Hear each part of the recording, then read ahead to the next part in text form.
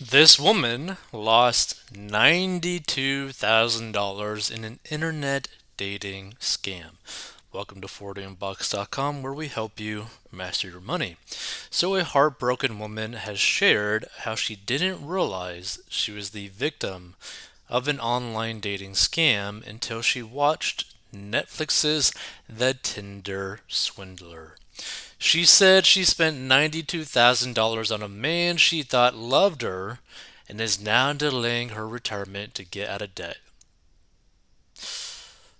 Dear Lord, I thought I was in love because every time I would hear from him, my heart would just burst open.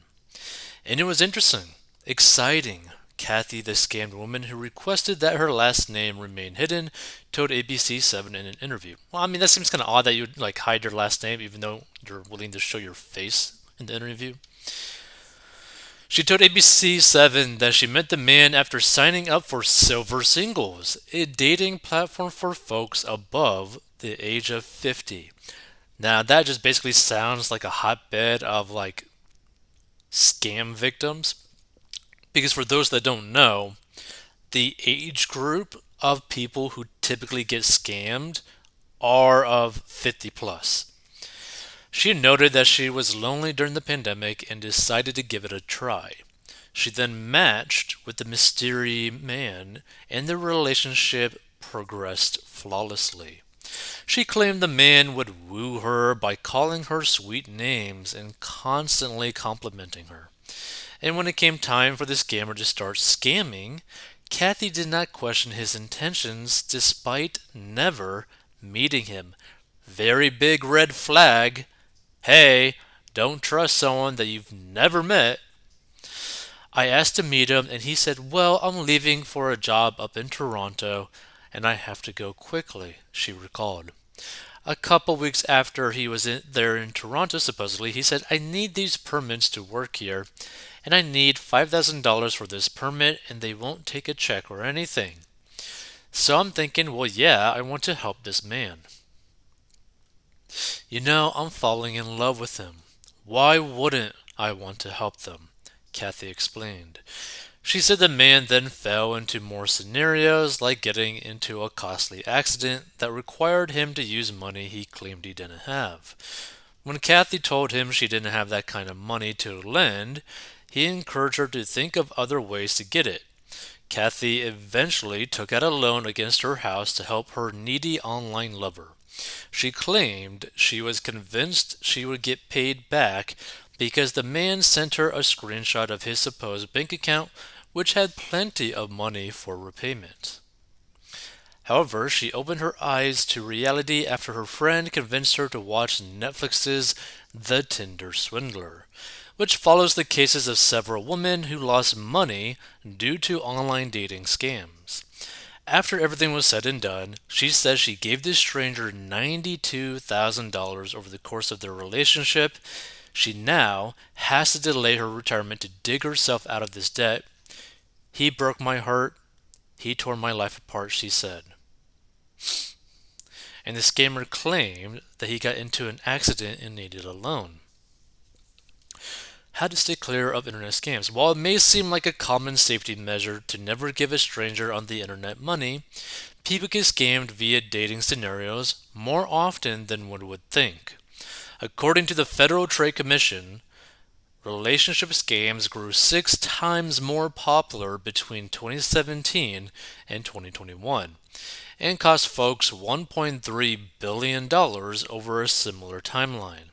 In an interview with ABC7, Steve Bernas, president and CEO of the Better Business Bureau of Chicago and Northern Illinois, said the numbers are likely higher, but people are too ashamed to report being involved in one. He said you're likely experiencing a scammer if the person always has a reason why they cannot meet in person. That's what we call the tip off to the rip off, he noted. The Sun was unable to secure a statement from Silver Singles or Netflix, but ABC7 was able to acquire a comment from the parent company of Silver Singles, Spark Network. The full statement is below. Safety is always a top priority in everything we do across all our brands at Spark network.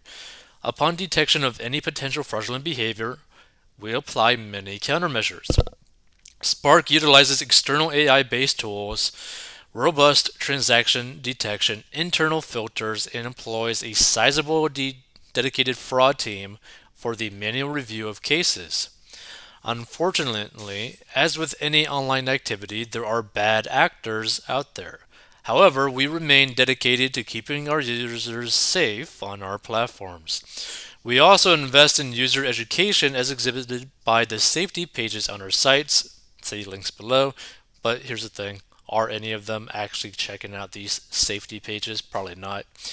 Because it's crucial to arm our community audiences with the right tools to mitigate against the risks of online dating. We also refer our users to the Federal Trade Commission's online dating scams site. Dating should be fun, so we want to ensure our platforms are a safe and comfortable space for our users. We urge any user who has suspicions about someone they are in contact with, or if they find themselves in any of the below listed situations, to immediately cease communication and report the account to our customer care team. Below is a list identified by our fraud security team of potentially concerning behavior that should be flagged to our customer care team.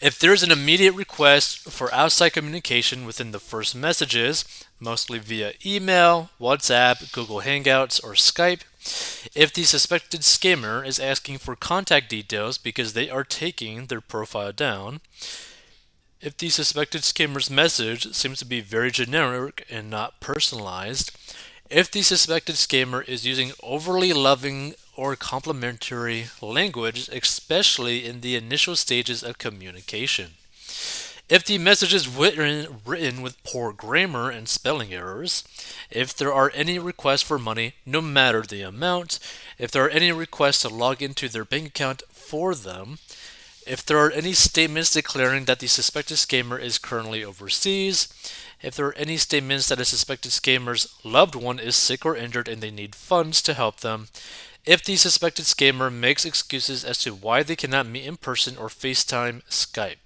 if the user receives emails from the suspected scammer stating they are leaving the site, but their friend, colleague, family member saw the user's profile and wants the user to contact them. And this is like a really scary situation. Is there any comments? No comments. And this is like a really scary situation, right? Because what people need to understand is this is probably way more common than people realize.